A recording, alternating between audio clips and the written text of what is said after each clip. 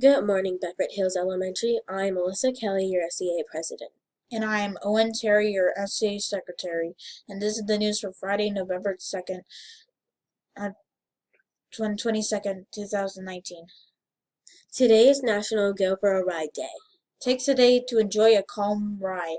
It can be in a car, on a bus, or on a bike, or something crazy like a hot air balloon. Have fun today, relaxing before all the hustle and bustle of the holidays arrive. Enjoy your ride. Today's word of the day is pledge. To pledge something is to promise something serious. I pledge allegiance to the flag of the United States of America each morning at school. Miss Reichert would like to send a shout out to Tegan Cherry in Mrs. Wayne's class. Tegan always puts her best effort forward in reading class. I am proud of her.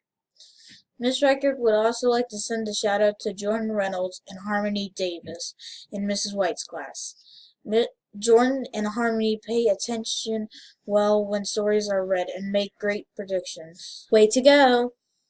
This is Alyssa Kelly and Owen Terry. Remember, be respectful, be responsible, be ready to learn. It's the Husky way every day. Have a great day!